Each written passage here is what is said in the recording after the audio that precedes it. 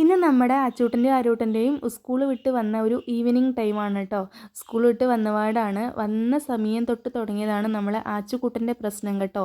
നോക്കിയട്ടെ, നാവ് നീട്ടി നിൽക്കുന്നത് വരുന്നല്ല, അവൻ്റെ പ്രശ്നം നിങ്ങളെയും കൂടി ഒന്ന് കാണിക്കലാണ്. നമ്മുടെ ആ കുഞ്ഞു നാവ് കാണുന്നില്ലേ, അതിങ്ങനെ മുകളിലേക്ക് ടച്ച് ചെയ്തിട്ട് കണ്ടോ, അതാണ് നമ്മുടെ ടോൺസിലേറ്റ്സ് എന്ന് പറയുന്നത് കേട്ടോ. നിങ്ങൾക്കറിയായിരിക്കും, പലർക്കും അറിയാവുന്നതാണ്, പലർക്കും ഉണ്ടാവുന്ന കുഴപ്പമാണ് കേട്ടോ ഇത്. നമ്മുടെ അച്ചുവിൻ്റെയും ആരൂട്ടൻ്റെയും അച്ഛൻ, അതായത് എൻ്റെ ഹസ്ബൻഡിന് ഈ ഒരു പ്രശ്നമുണ്ട്. ചെറുപ്പത്തിലേ ഉള്ളതാണ് കേട്ടോ. നമ്മുടെ എന്തൊരു കഷ്ടമാണെന്ന് നോക്കിയാട്ടെ, ഒരു തണുത്ത വെള്ളമോ, നമ്മൾ ഈ ഒരു ചെറുപ്പത്തിൽ ഐസ്ക്രീമൊക്കെ കഴിക്കാൻ രണ്ടാൾക്കും ഭയങ്കര ഇഷ്ടമാണ്. പക്ഷേങ്കിൽ അതൊന്നും കഴിക്കാൻ വേണ്ടി പറ്റില്ല കേട്ടോ. ഈ സമയത്ത് തണുത്ത വെള്ളമൊന്നും കുടിക്കാൻ പാടില്ല, ഐസ്ക്രീം കഴിക്കാൻ പാടില്ല. ചൂടുള്ള ഇളം ചൂടുള്ള വെള്ളം മാത്രമേ ഈ ഒരു സമയത്ത് കഴിച്ചോളൂ. ഈ ഒരു സമയത്ത് നല്ല പൊതുവിൽ അവന് ഐസ്ക്രീമോ എന്തെങ്കിലും കൊടുക്കലാണെങ്കിൽ പിറ്റത്തെ ദിവസം തൊട്ട് ഞാൻ പെട്ടു കേട്ടോ. കാരണം എന്തെങ്കിലും ചുമയായിട്ടോ ഇതായിട്ടോ എന്തെങ്കിലും വരും, പിന്നെ അത് ടോൺസിലേറ്റിൻ്റെ രൂപത്തിൽ വരും, അത് പിന്നെ പനിയാവും. ഈ ടോൺസിലേറ്റ് വന്നാലേ ഭയങ്കര പനിയുണ്ടാവും, കടുത്ത പനിയും, അതുപോലെ തന്നെ ഭക്ഷണം കഴിക്കാൻ പറ്റാത്തൊരവസ്ഥയുണ്ടാവും, തൊണ്ടവേദന ഉണ്ടാവും. നമുക്ക് ജസ്റ്റ് ഒരു നമ്മുടെ ഉമിനീര് ഇറക്കുമ്പം കൂടി നല്ല വേദന ഉണ്ടാകും കേട്ടോ. അത്രയും ബുദ്ധിമുട്ടേറിയ ഒരു അസുഖമാണ് ഈ ടോൺസിലേറ്റ്സ് എന്ന് പറയുന്നത്. ഇത് പിന്നെ ഏകദേശം ഒരു ചെറുപ്പം തൊട്ടേ ഉണ്ട് കേട്ടോ, അന്നേരം തൊട്ട് അനുഭവിക്കുന്നതാണ്. കാരണം ഇത് വന്നാലുള്ള വിഷമം എന്ന് പറയുന്നത് ഭക്ഷണമൊന്നും കഴിക്കാൻ പറ്റില്ല, ഭയങ്കര ചുമയായിരിക്കും, പിന്നെ 2 ദിവസം കഠിനമായിട്ടുള്ള പനിയും ഉണ്ടാവും കേട്ടോ. അപ്പോൾ നമ്മളിത് പൊതുവിൽ എന്ന് വെച്ചാൽ ഇവനെ എന്താ പറയുക, അലോപ്പതിയാണ് കാണിക്കാറ്. അവിടെ പോയി കാണിച്ച് ആൻറ്റിബയോട്ടിക് കഴിച്ചാൽ മാത്രമേ ഇത് മാറുള്ളൂ. അത് എന്താ പറയുക, 100% ഷുവറാണ്. എന്താ പറയുക, ആൻറ്റിബയോട്ടിക് കഴിച്ചാൽ മാത്രമേ ടോൺസിലേറ്റ് കുറയുകയുള്ളൂ. അപ്പം എന്താ പറയുക, ഭക്ഷണം കഴിക്കുകയെന്ന് വെച്ചാൽ കട്ടിയുള്ള ആഹാരങ്ങളൊന്നും കഴിക്കാൻ പറ്റില്ല കേട്ടോ. അപ്പോൾ സ്കൂൾ വിട്ട് വന്ന് രണ്ടാളെ കുളിയൊക്കെ കഴിഞ്ഞിട്ട് എന്ത് കൊടുക്കണം എന്ന് വെച്ച് നിൽക്കുകയാണ്. പൊതുവിൽ ഞാൻ ഇടയ്ക്ക് ചോറ് കൊടുക്കാറുണ്ട്, ഇല്ലെങ്കിൽ രാവിലത്തെ ദോശേൻ്റെ മാവ് ഇരിപ്പുണ്ടെങ്കിൽ അത് വെച്ചിട്ട് എന്തെങ്കിലും ആക്കി കൊടുക്കാറുണ്ട്, ഇല്ലെങ്കിൽ വേറെ എന്തെങ്കിലും ആക്കി കൊടുക്കാറുണ്ട് കേട്ടോ.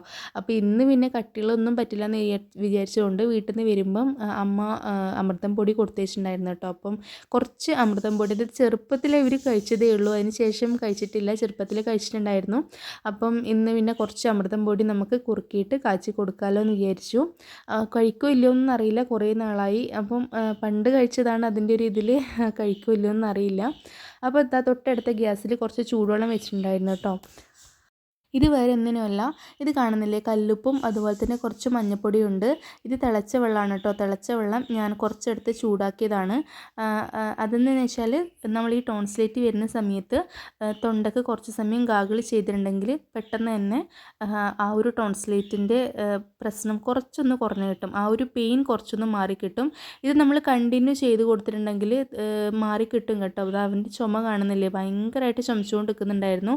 എന്നിട്ട് ഞാൻ കുറച്ച് ഇതുപോലെ ഇളം ചൂടുവെള്ളം ആക്കിയിട്ട് അവനോട് ഞാൻ ഗാഗിൾ ചെയ്യാൻ വേണ്ടി പറഞ്ഞു.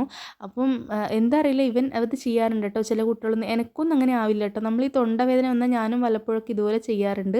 പക്ഷേ വല്ലാണ്ട് വൊമിറ്റിംഗ് ഉള്ളൊരു ടെൻഡൻസി വരും കേട്ടോ. ഞാൻ അവനോട് കുറേയൊക്കെ പറഞ്ഞു, ഒരു 10 കൗണ്ട് ചെയ്യുന്നവരെ അല്ലെങ്കിൽ 20 കൗണ്ട് ചെയ്യുന്നവരെ ഇതുപോലെ ഗാഗിൾ ചെയ്ത് വെക്കാൻ വേണ്ടിയിട്ട് പറയും. അപ്പോൾ അവൻ ചെയ്യാറുണ്ട് കേട്ടോ. അതുകൊണ്ടൊരു സമാധാനമാണ്, കുറച്ചൊരു സമാധാനം അതിനും കിട്ടും കേട്ടോ. പെയിൻ കുറച്ച്, ഈ ഒരു തൊണ്ടവേദന ഇതിൽ നിന്ന് കുറച്ചൊന്ന് റിലീഫായിട്ട് കിട്ടും.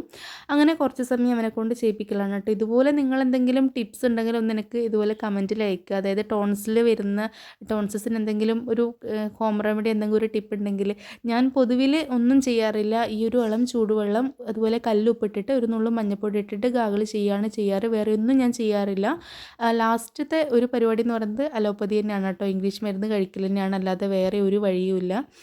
പിന്നെ ഇപ്രാവശ്യം അമ്മ പറഞ്ഞു, നീ നാട്ടിലുണ്ടല്ലോ, അപ്പം ഒന്ന് ഹോമിയോയിലൊന്ന് കാണിച്ച് നോക്കുമെന്ന് പറഞ്ഞു. അതായത് ഹോമിയോ കാണിച്ചാൽ ഇത് പൂർണ്ണമായിട്ട്, അതായത് കുറച്ച് നാൾ കണ്ടിന്യൂ ചെയ്താൽ മാറിക്കിട്ടാൻ കുറച്ച് പ്രയാസം എടുക്കും, എങ്കിൽ പോലും ഹോമിയോയുടെ മരുന്ന് കുറച്ച് നാൾ കണ്ടിന്യൂ ചെയ്തിട്ടുണ്ടെങ്കിൽ ഈ ഒരു അസുഖം പൂർണ്ണമായിട്ട് മാറും എന്നാണ് കേട്ടോ പറയുന്നത്.